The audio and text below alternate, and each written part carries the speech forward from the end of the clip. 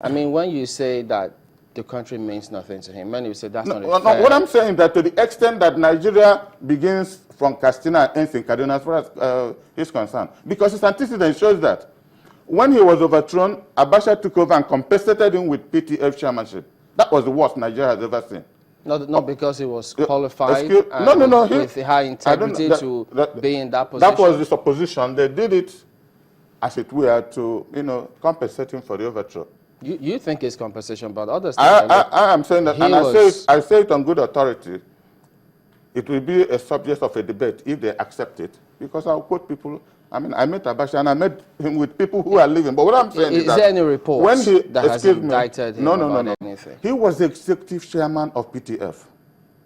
And where you're executive chairman, government lost 25 billion.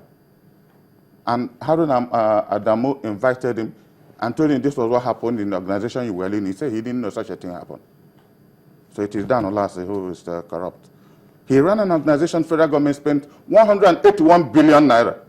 So when I see him on campaign talking about corruption, I don't know what he meant by that use of that word corruption when he is the center.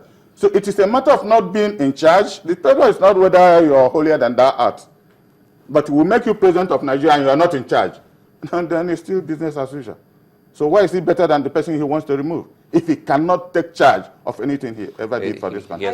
He has not sought to say he's removing anyone. Nigerians, sorry? As you rightly said, Nigerians need a voter's card to effect change. And if that is what this is about, I think we have just started a discourse talking about issues. And the issues here, he has also talked about corruption, which is one of the cardinal things for his campaign.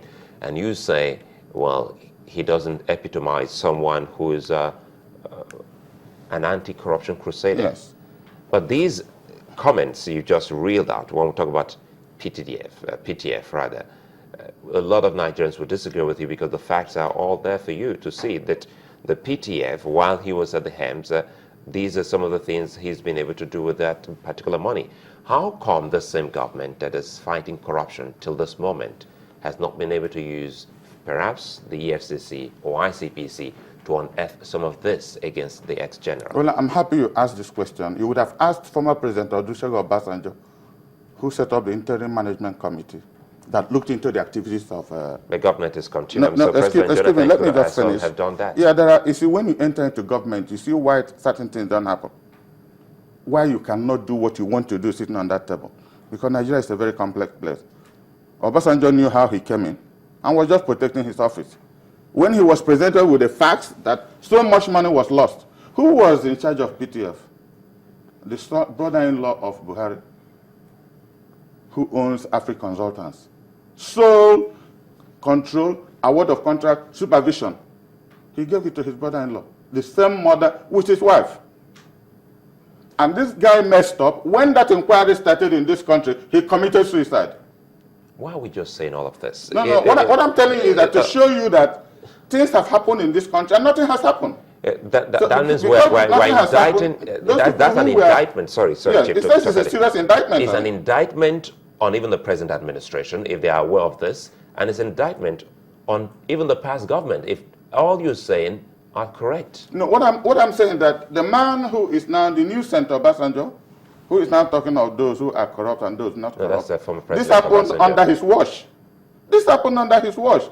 So I would have wanted the press people to ask him when he starts talking about corruption, what did he do after this inquiry? And I think the Guardian also published live everything that happened in that. But the administration of President Jonathan should have actually been able to take the gauntlet and actually prosecute these people if there was any fact. If you look, there are many things under prosecution which are not getting anywhere. But this particular one is grave. It is then grave. Why couldn't he kickstart it? I wouldn't comment on that because I'm not a lawyer. I don't know whether it is now statute bound, what has happened to it.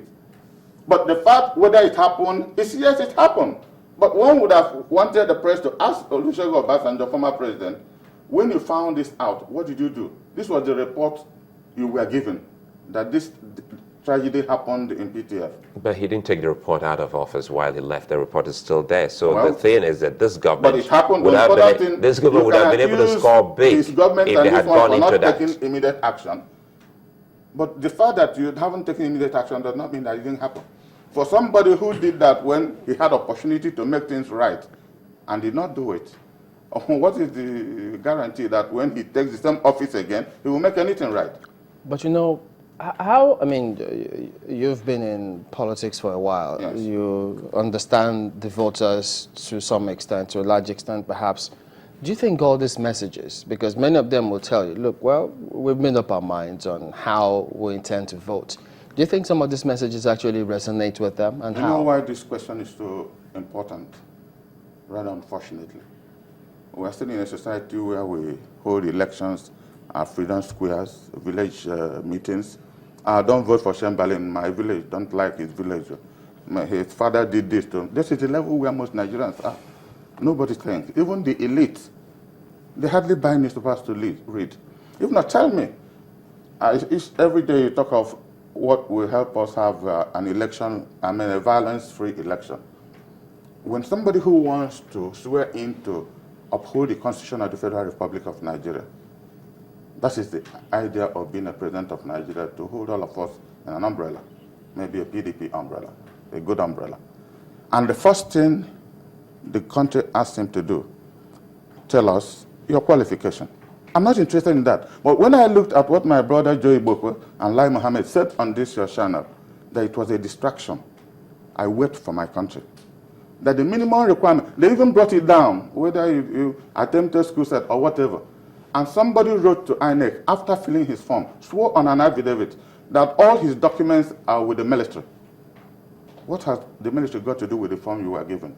And I know all over the world, no matter where, if you're looking for an employment or you're seeking for whatever office, you submit photocopies of your certificate. It's only when you come on interview that they cite originals, and you take your original. Nowhere in the world. Mr. Olassi, sorry to interrupt you, but yes, what does the Constitution require? To be president of this country, what does the Constitution require? Maybe school certificate. School certificate. School certificate. And what else? I don't know. That is primary to me. Have you read the part? I have read it. What does the Constitution? What does the Constitution say about? Maybe you have attended courses. You have, a couple of things in other sections of that Constitution. But the primary requirement is a school certificate. I think it's very important to inform Nigerians very correctly, about what the Constitution says to be president of this country. And I think it's very important to put it in perspective. What I'm saying... If you have read the Constitution, yes, I have, and you know the requirements of the Constitution, what does it say? It has been argued on this channel with different guests appearing before you. I'm not a lawyer. But it has been proved on this channel that he did not completely fill the form he was given by INEC to so do. And when he was asked, why did he swear an affidavit that his documents were with the Nigerian military? Bringing the Nigerian military into politics. That is a question somebody else will answer, not me. Why did he have to swear an affidavit that all his requirements for the purposes of filling that form was with the Nigerian military? Was also to part of the provision of the Nigerian Constitution that he should so fill